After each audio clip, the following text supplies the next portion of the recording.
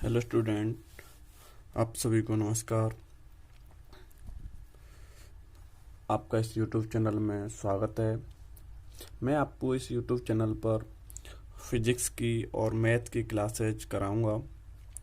Physics की classes twelfth class की physics की क्लासेज है, जिसमें हम फर्स्ट फिजिक्स को कवर करेंगे। और इस फर्स्ट फिजिक्स में क्या क्या होता है, क्या क्या कौन कौन से चैप्टर्स हैं, उन चीज़ों को हम पहले इंट्रोडक्शन देंगे उसका। ट्वेल्थ फिजिक्स में जो भी चैप्टर्स हैं, यूनिट वाइज जो भी चैप्टर्स हैं, पहले मैं उनको इंट्रोडक्शन दूंगा। उसके बाद मैं आपको चैप्टर वाइज यूनिट और उसके जितने भी चैप्टर्स हैं उस चैप्टर वाइज कवर कराता हुआ चलूँगा। इसमें मोस्टली मैं आपको डेरिवेशंस और उस पर बेस्ड न्यूमेरिकल्स और जो प्रैक्टिस होगी आपकी बोर्ड एग्जाम पर बेस्ड जो भी क्वेश्चन आए हैं, मैं उनको कराता हुआ चलूँगा। ओके। तो इस यूट्यूब चैनल पर ये कोरोना की वजह से ऑनलाइन एजुकेशन की शुरुआत कर रहे हैं। तो ऑनलाइन एजुकेशन, क्योंकि सोशल डिस्टेंस का हमें ख्याल रखना है, तो उसके लिए ये इस यूट्यूब चैनल पर मैं आपको एक फिजिक्स की सीरीज की शुरुआत करता हूँ। इस फिजिक्स की सीरीज में मैं आपको सबसे पहले इंट्रोडक्शन देना चाहता हूँ कि फर्स्ट फिजिक्स में आप कौन कौन सी यूनिट हैं और उसमें कौन कौन से चैप्टर्स हैं। अच्छा, दूसरी बात, जैसे अगर फिजिक्स के अंतर्गत आती है तो ऐसे क्लासिकल फिजिक्स है, क्वांटम फिजिक्स है, तो क्लासिकल मैकेनिक्स है, क्वांटम मैकेनिक्स है, तो इस पर मैं एक अलग से वीडियो बना दूंगा कि ये classical mechanics and quantum mechanics क्या होती है। और वैसे ही ट्वेल्थ के क्लास के जितने भी चैप्टर्स हैं वो उसमें क्लासिकल क्वांटम से एक दूसरे का मिक्सअप रूप है। ओके, चलिए तो मैं स्टार्ट करता हूँ। मैं आपको बताना चाहूँगा पहले कि ट्वेल्थ की फर्स्ट फिजिक्स है। फर्स्ट फिजिक्स के अंतर्गत आपको क्या क्या पढ़ना है, तो देखते हैं फर्स्ट फिजिक्स में क्या क्या आता है। तो सबसे पहली यूनिट की शुरुआत करते हैं। यूनिट फर्स्ट, जिसे हम बोलते हैं इलेक्ट्रोस्टैटिक्स। क्या बोलते हैं? इलेक्ट्रोस्टैटिक्स, स्थिर वैद्युत की इंग्लिश में बोलते हैं इलेक्ट्रोस्टैटिक्स। इलेक्ट्रोस्टैटिक्स। आपको कॉपी पेन हाथ में आप कॉपी पेन लीजिए, कॉपी पेन लेकर के और बैठ जाइए और उसमें साथ ही साथ लिखने की कोशिश करें, ताकि आप लोग अपनी जब फेयर कॉपी बनाओगे, जब आप उसमें देखोगे वीडियो क्लोज होने के बाद, जब आप उसको देखोगे तो आपको ऐसा लगेगा कि हाँ, हमने कुछ पढ़ा है। तो साथ ही साथ आप लोग कॉपी पेन लें और उसे लिखना स्टार्ट करें। लिखोगे तभी आपकी समझ में आएगा और बहुत अच्छे से समझ में आएगा। ठीक है। तो आप जहाँ भी पढ़ रहे हैं, उन्होंने जो भी फेयर बनाई है, जैसे भी है, वो अच्छी बात है, वहाँ पे पढ़े, वो है अच्छी बात है वहाँ पर जो भी पढ़ रहे हैं। लेकिन जो अब इस यूट्यूब चैनल पर जो आप पढ़ रहे हो, तो उसके लिए भी तो आपका कोई ना कोई रिकॉर्ड होना चाहिए ना। तो आपको क्या करना है, आप कॉपी पेन लीजिए, कॉपी पेन लेकर करके और साथ ही साथ लिखने की कोशिश करें, समझते हुए चलें। जहाँ भी आपको लगता है कि वीडियो आगे निकल चुकी है, तो आप वीडियो को पॉज करें और उस पर फिर लिखना स्टार्ट करें। ओके, चलिए तो मैं आपको बताऊंगा। फर्स्ट यूनिट है आपकी, फर्स्ट यूनिट को बोलते हैं इलेक्ट्रोस्टैटिक्स, स्थिर वैद्युत की। इसमें जो चार्ज है, जो एक आवेश होता है, इसमें आवेश होता है वो स्थिर होता है। जैसे चैप्टर की शुरुआत होगी, मैं आपको चैप्टर्स पढ़ाऊंगा, उसमें बताऊंगा कि आवेश क्या होता है। तो पहले यूनिट फर्स्ट है, इसमें आवेश स्थिर रहता है। इसके अंतर्गत 4 चैप्टर्स आते हैं आपके, 4 चैप्टर्स आते हैं। तो 4 चैप्टर्स वो कौन कौन से 4 चैप्टर्स हैं, उनको हम पढ़ते हैं। तो कौन कौन से 4 चैप्टर्स हैं उनको हम पढ़ने की कोशिश करते हैं। जैसे पहला चैप्टर है, फर्स्ट चैप्टर है, तो फर्स्ट चैप्टर आता है आपका, फर्स्ट चैप्टर को बोलते हैं कूलाम का नियम। कूलाम का नियम तथा वैद्युत क्षेत्र। वैद्युत क्षेत्र, coulombs law, coulombs law and electric field. Coulomb solar electric field. तो पहली यूनिट का पहला चैप्टर है आपका कूलाम का नियम तथा वैद्युत क्षेत्र। इसके अंदर जो भी आते हैं कूलाम का नियम और भी अच्छी स्थिति, निरक्षीय स्थिति, वृत्तानुबल योग, आघूर्ण, जो भी इसके अंतर्गत आएगा मैं उसको पढ़ाता सीरीज बाय पढ़ाता हुआ चलूँगा, ठीक है ना। जैसे अब इसका दूसरा चैप्टर आता है, तो दूसरा चैप्टर होता है वैद्युत फ्लक्स तथा गॉस की प्रमेय। क्या होता है, बोलो, वैद्युत फ्लक्स तथा गॉस की प्रमेय। गॉस की प्रमेय मैं साथ साथ बोलता हुआ चल रहा हूँ, आप भी लिखते हुए चलें। तो जिसे बोलते हैं इलेक्ट्रिक फ्लक्स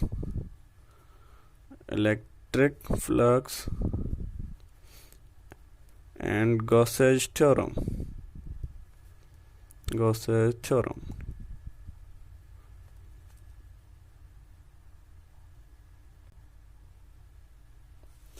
और इसके अंतर्गत तीसरा चैप्टर आता है आपका, थर्ड चैप्टर आता है, जिसे हम बोलते हैं वैद्युत विभव। क्या बोलते हैं, वैद्युत विभव। वैद्युत विभव इंग्लिश में इलेक्ट्रिक पोटेंशियल। इंग्लिश में भी साथ साथ लिखा करें, ताकि आपकी थोड़ी बहुत इंग्लिश पर कमांड हो और आप आगे पढ़ें तो आपको बहुत फ़ायदा मिलेगा। इंग्लिश में भी लिखा करें साथ साथ। फोर्थ चैप्टर आता है आपका संधारित्र तथा परावैद्युत। Capacitor and dielectric.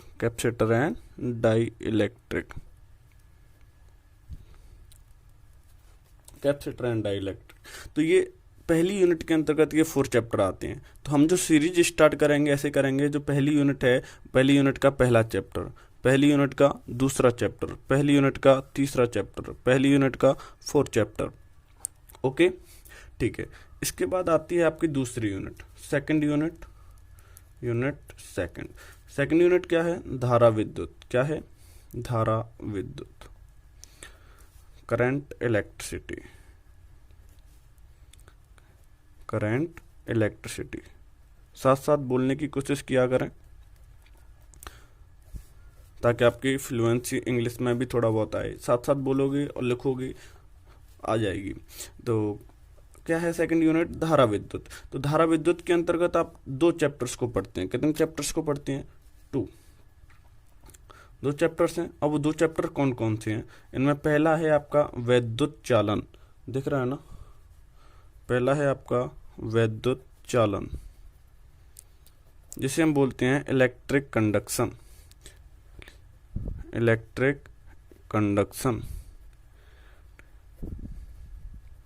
वैद्युत चालन। इसके अंतर्गत क्या होता है, जो आपका चार्ज होता है, जो आवेश होता है, वो फ्लो होने लग जाता है। जो चार्ज होता है वो क्या होने लग जाता है, फ्लो होने लग जाता है। और इसी के अंतर्गत दूसरा चैप्टर आता है, जिसे हम बोलते हैं किरचॉफ का नियम और वैद्युत परपथ।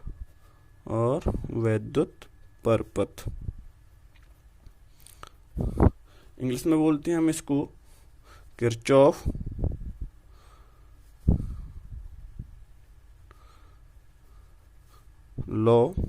Kirchhoff's law and electric circuit. दिख रहा है, ठीक, electric circuit.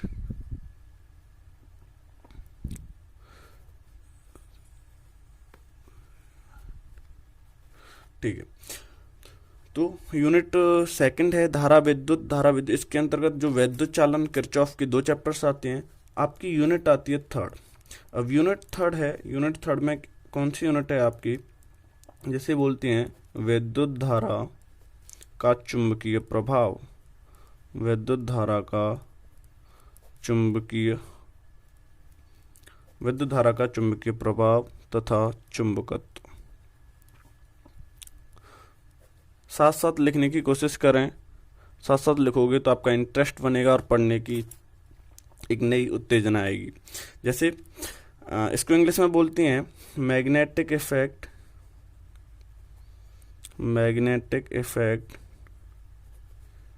Effect of electric current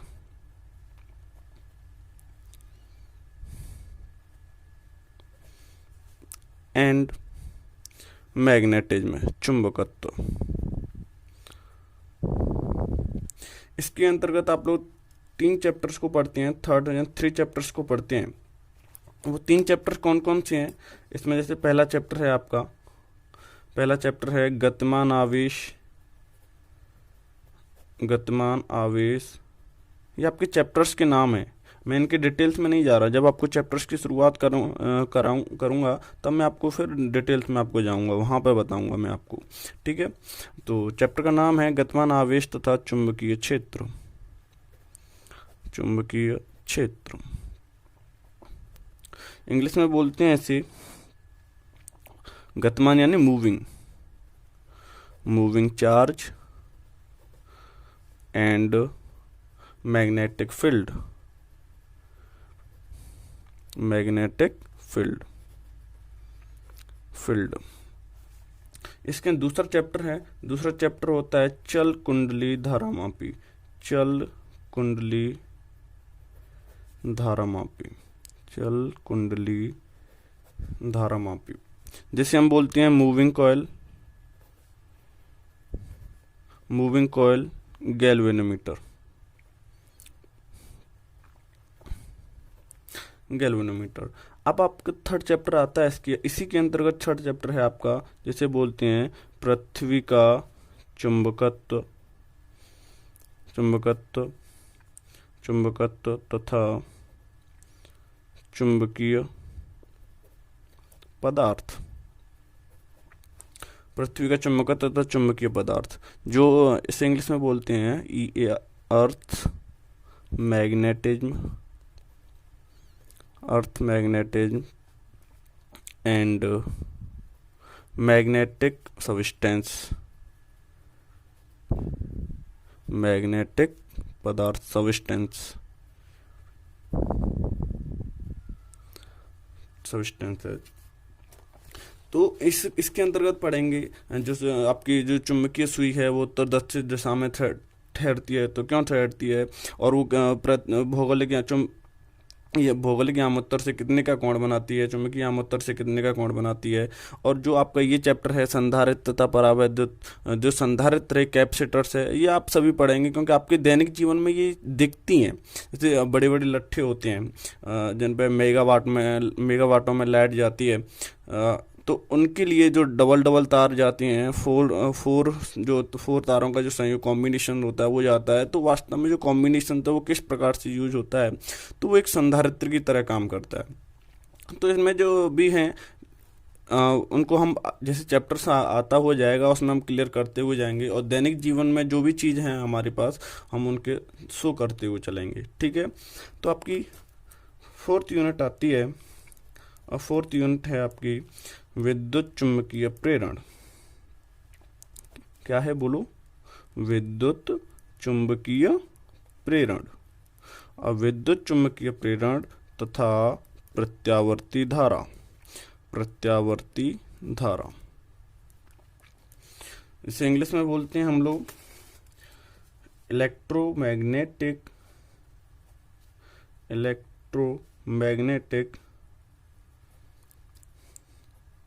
English लिखते हुए चलेंगे तो कब तक इंग्लिश नहीं आएगी इनकी, आ ही जाएगी एक न एक दिन। चलिए, तो क्या बोलते हैं? Electromagnetic induction and alternative current. Alternative current. अब देखिए इसमें विद्युत चुम्बकीय प्रेरण, इसके बारे में पढ़ेंगे। प्रत्यावर्ती धारा, अब देखो जो घरों में लाइट आती है वो कौन सी धारा होती है, और जनरेटर से निकलती है वो कौन सी धारा होती है, जो आपके इन्वर्टर्स में होती है वो कौन सी धारा होती है, और उनके ग्राफ्स हैं वो कैसे कैसे चलते हैं, ठीक है ना। तो उनके ग्राफ्स के बारे में, और भी रेसिस्टेंस हैं, कॉम्बिनेशंस है, और यहाँ पर पढ़ेंगे जो भी है वैद्युत चालन है, इसमें जो चार्ज है वो कैसे फ्लो होता है, रेसिस्टेंस के बारे में पढ़ेंगे, उनके कॉम्बिनेशंस के बारे में पढ़ेंगे।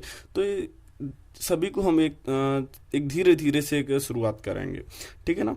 आपको इसमें इंटरेस्ट लेना पड़ेगा, आप लोग इंटरेस्ट लीजिए इसके अंतर्गत। देख, तो मैंने आपको क्या बताया कि यूनिट 4 है जिसमें विद्युत चुम्बकीय प्रेरण तथा प्रत्यावर्ती धारा है। तो इसके अंतर्गत 2 चैप्टर्स आते हैं जो कि नाम से ही है। पहला है विद्युत चुम्बकीय प्रेरण, पहला तो क्या है विद्युत चुम्बकीय प्रेरण, दूसरा है प्रत्यावर्ती धारा, जिसके अंतर्गत मैंने अभी बताया है कि इन चीज़ों को हम पढ़ते हुए चलेंगे। जैसे ट्रांसफार्मर और भी हैं, चैप्टर आएगा तब मैं आपको बारी बारी से क्लियर करता हुआ चलूँगा। तो तो अगली यूनिट है आपकी, अगली यूनिट आती है आपकी यूनिट 5। अब यूनिट 5 में क्या आता है, तो यूनिट 5 के अंदर हम पढ़ेंगे विद्युत चुंबकीय तरंगें। क्या है इस चैप्टर का नाम, बोलिए? विद्युत चुंबकीय तरंगें। विद्युत चुंबकीय तरंगें, विद्युत चुंबकीय तरंगें यानी इलेक्ट्रोमैग्नेटिक वेव्स। इलेक्ट्रोमैग्नेटिक वेव्स, विद्युत चुंबकीय तरंग। इसके अंदर ये अकेला ही चैप्टर है। इसके अंदर क्या क्या पढ़ते हैं? इसके अंदर पढ़ते हैं हम लोग विस्थापन धारा की आवश्यकता क्यों हुई, और विद्युत चुंबकीय तरंगों के अभिलक्षण क्या होते हैं, और मुक्त आकाश में ई वेक्टर तथा बी वेक्टर में क्या संबंध होता है, ई वेक्टर बी वेक्टर क्या होता है। जब आप शुरुआत से पढ़ेंगे सिस्टमेटिक तरीके से तो आपकी सबको समझ में आएगा, सिंबल्स के बारे में सबको समझ में आएगा कि सिंबल्स कौन क्या होता है, और जो आपके कांस्टेंट वैल्यू हैं वो क्या होती हैं। क्योंकि मैं इनके साथ साथ थोड़ा बहुत थ्योरी तो कम ही लूँगा, जो मोस्टली हैं वो डेरिवेशन से लूँगा और उनके सिंबल्स के बारे में बताऊँगा, ठीक है ना। तो ये ई वेक्टर आपका होता है विद्युत क्षेत्र, भी होता है आपका चुंबकीय क्षेत्र। तो अभी शुरुआत में आप लोग विद्युत क्षेत्र के बारे में पढ़ोगे। जब धारा विद्युत यहाँ पर आएगा, करंट फ्लो होने लग जाएगा, तब भी आपको उसके बारे में पढ़ना है कि करंट फ्लो हो रहा है तो कैसे वो इलेक्ट्रिक फील्ड जनरेट कर रहा है। तो आगे जैसे आओगे, तो जैसे आप यहाँ पर आओगे तो विद्युत धारा का चुंबकीय प्रभाव, तो यहाँ पर आपकी मैग्नेटिक की शुरुआत होती है, ठीक है ना। तो चुंबकीय क्षेत्र की शुरुआत होती है। अब यहाँ से इस वाले चैप्टर का क्या रिलेशन है, उन चीज़ों के बारे में पढ़ेंगे हम लोग, ठीक है ना। उनकी अब वो तरंगों के रूप में चलता है, जैसे प्रत्यावर्ती धारा में क्या होता है, उसका ग्राफ बनाना पड़ता है, AC DC का वो ग्राफ कैसे चलते हैं, ठीक है ना, उनके बारे में हमें पढ़ना है। तो वो अब अनुप्रस्थ प्रकृति का होता है। तो वो सारी की चीज़ें तरंगे हैं, तो इस चैप्टर में कवर होंगी। विद्युत चुंबकीय स्पेक्ट्रम्स, समझ में आ रहा है ना। अब जैसे जैसे आप लोग चैप्टर्स को पढ़ते हुए चलोगे इनमें, तो सारी चीज़ें समझ में आएंगी। तो आपको जो भी वीडियो देखनी है, आप लोग शुरुआत से वीडियो देखिए। अगर आप बीच में से वीडियो देखते हैं तो आपका पहले वाला क्लियर नहीं होगा। अब पहले वाला क्लियर नहीं होगा तो आप किसको समझ में नहीं आएगा। अब समझ में आ रहा है कि नहीं आ रहा है? तो ये चैप्टर्स हैं, आपको फर्स्ट फिजिक्स के अंतर्गत ये चैप्टर्स पढ़ने हैं।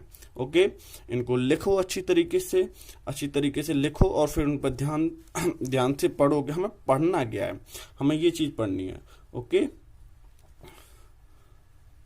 ठीक है ना। अब सभी को दिख रहा है, वीडियो पोस्ट करके इनको लिख लेना अच्छी तरीके से। साथ साथ लिख रहे हो तो बहुत अच्छी बात है, मैं आपके लिए कर देता हूँ। वीडियो पोस्ट करके अच्छी तरीके से लिख लीजिए। ओके, ठीक है ना। चलिए, वीडियो अच्छी लगी है तो लाइक कीजिए, शेयर कीजिए, ताकि दूसरों को पता लगे कि यहाँ पर बहुत अच्छी एक सिस्टमेटिक तरीके से पढ़ाई होने जा रही है। ऑनलाइन एजुकेशन में एक सिस्टमेटिक तरीके से पढ़ाई होने जा रही है, ठीक है ना। और चैनल है हमारा, चैनल को तो सब्सक्राइब करोगे ही, आप चैनल को सब्सक्राइब कर लीजिए। ओके, ठीक है। ओके जी, अब मिलते हैं नेक्स्ट चैप्टर स्थिर विद्युत की कूलाम्स नियम तथा विद्युत क्षेत्र के साथ। अब मैं आपको फर्स्ट यूनिट से और आइए पढ़ाता हुआ चलूंगा, ठीक है ना। चलिए, सिस्टमेटिक तरीके से पढ़ते हुए चलेंगे। डेरिवेशंस, न्यूमेरिकल्स, इन पर मोस्टली फोकस रहेगा, ठीक है ना।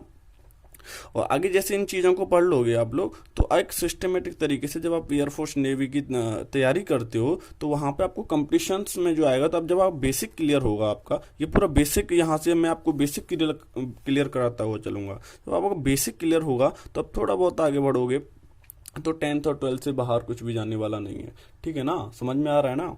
ठीक है, समझ में आ रहा है तो बोलो हाँ।